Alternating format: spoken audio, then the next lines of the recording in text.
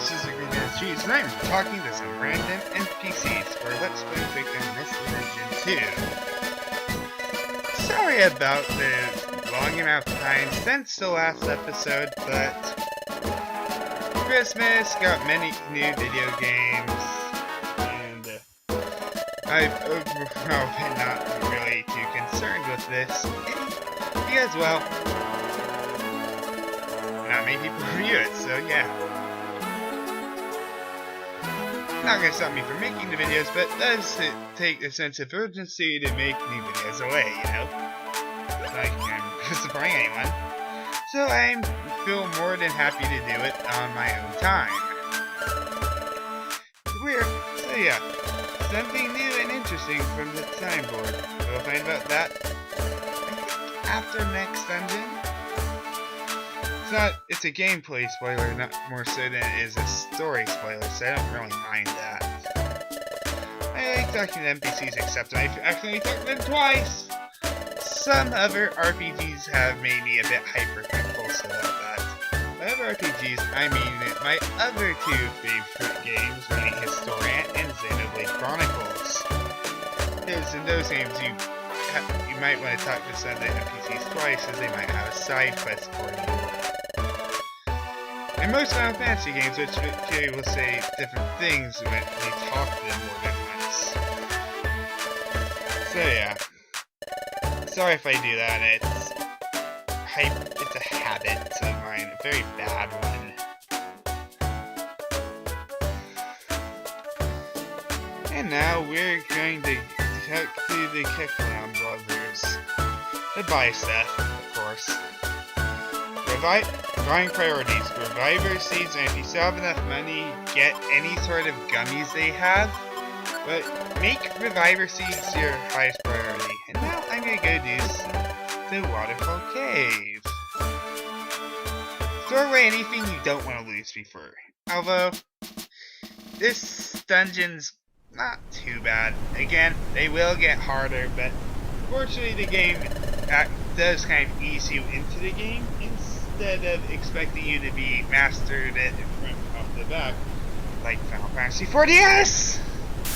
Yeah, like it's not as bad as I remember, but there are still kind of annoying parts, and it's a random number generator is a troll. But I grind for a couple of hours. You find many sites.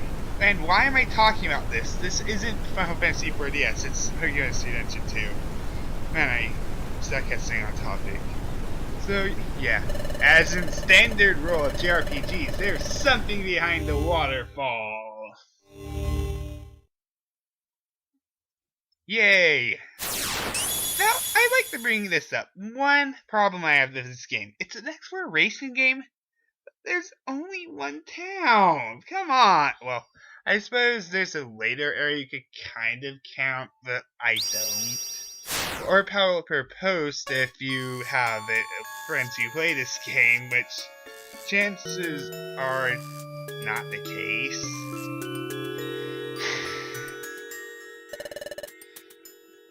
That's the thing I like about this game compared to some of the newer Pokemon games. You get more value from it even if you don't have friends who play it. I hate it when games expect you to have friends who buy the exact same game. It's real, to me it's just gimmicky, and not something I like dealing with. This is one of the things I like about this game. Yeah, call me a loner all you want. And being actually logical and thinking, what if we get crushed by the waterfall? But, you know, cartoon logic. Oh wait, Pokemon logic. Bullfix is a fire type and they're jumping into a waterfall! Ow! It soaks my tail! Oh wait, no, that'd be Charmander. And now we're fine. And sorry about making you watch most of this dungeon, but I prefer not to speed things up because then I have to go through the process of getting an MP3 file for a music track, which I don't like doing, really.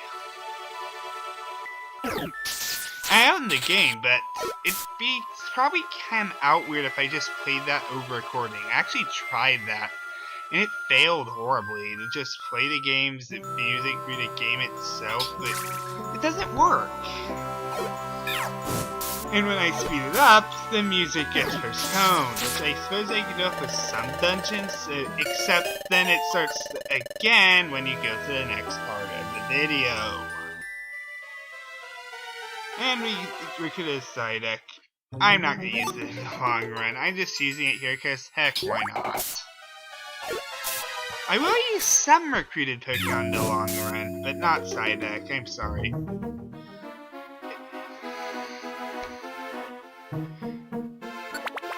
A lot of what makes me think about which Pokemon I'll use is which dungeons I follow with, and which Pokemon would be killed there, and their skill trees also play a huge factor, because skill trees are something that you want to pay attention to. They have some really good abilities.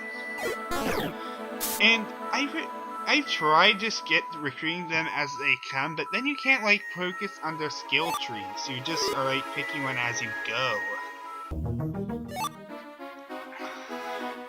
Well, I can't make an episode, so I suppose I'll just say now, Merry Christmas. Here's 3 days after Christmas. Wow. Yeah, I never claimed to be very active at doing this, so yeah. Sorry about the random cuts. I'm trying to say within the 15-minute time limit.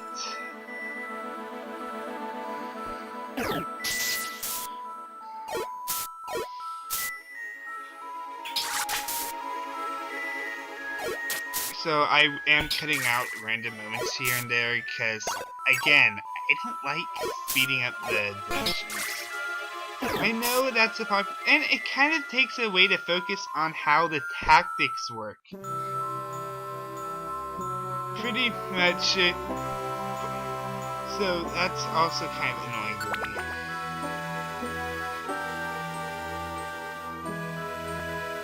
That being said, there are some dungeons I will have no problem skipping over. But for the most part, I'm gonna try to not skip over important dungeons. Yes, I don't consider Mount Bristol important. It has no relevance in the long run. Yeah, Drowsy is kind of relevant. Kind of. And it does... And the area is, to say the least, bland.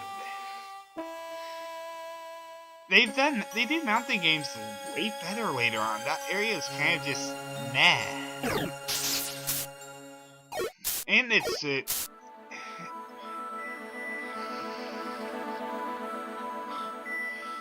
not to mention that if you have it tends to be a bit of a grinding place along with the first few dungeons. It is somewhat logical to go back there to grind items, because they do have some items you want to get. Again, there will be a time and place to use gummies, but unless you're overstocked, wait for that time and place.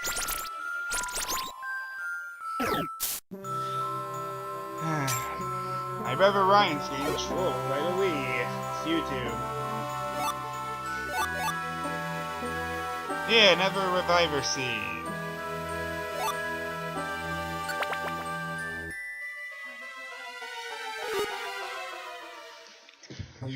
Remember, you never have enough reviver seeds in this game. Ever. They are the one item you want to get as much of as possible, because they restore your health. Because they auto use, which means they're used whenever a character dies. They utilize your. They bring you back to full HP, full PP, full belly. So yeah, they're very good. And in later dungeons, they're kind of necessary.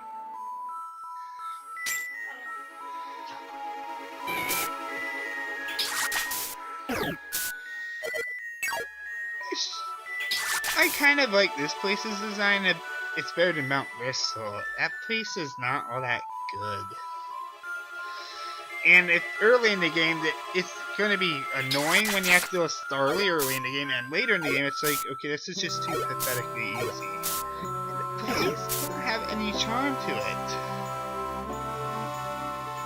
Seriously, it's pretty much there for you to grind stuff, or if you use Wonder Milk for you to make your 8 missions there, because it conveniently has 9 floors. Or is it 10?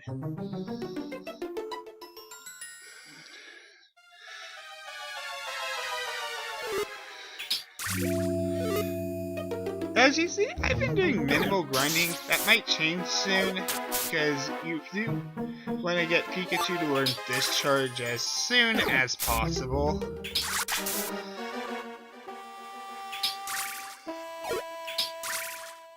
And just... Geopebbles are good for getting some quick damage in if the enemy's likes to run away. That's how I use it. Or if you want to snipe at them and get some damage done before they start attacking you. Or if you want to just let your partner do it but don't want to be completely useless.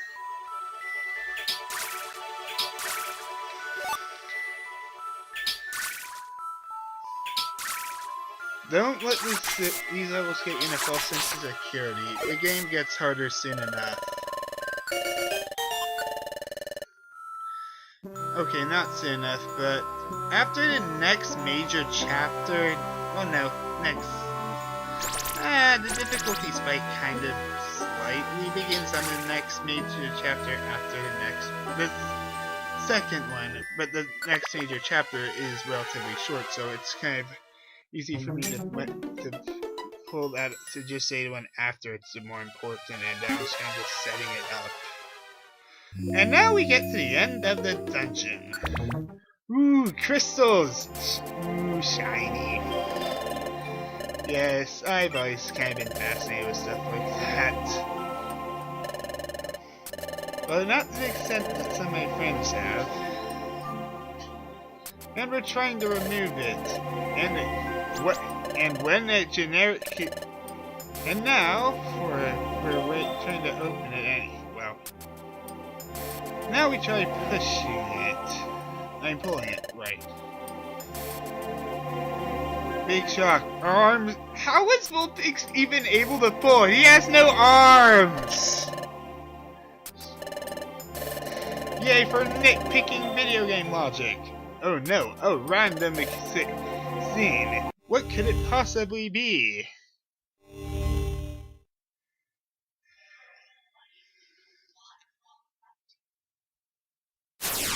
That sprite looks familiar.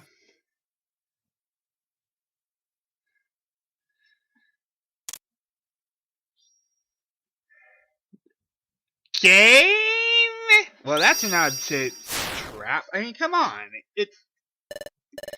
Seriously, whoever made that... Okay, it's not actually a trap. I kind of wish they explained this. I never really get... The game doesn't give you any sort of explanation. You push it, and you get washed away! Huh? To a hot spring.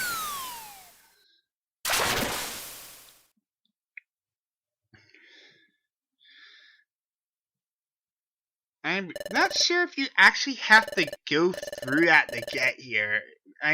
Because it opens up once you get through here. Like it's a like you had to get through there to get to it. But that makes no sense because some of these people we actually know, and this place is like a that dungeon is a secret. But I'm just nitpicking. So yeah.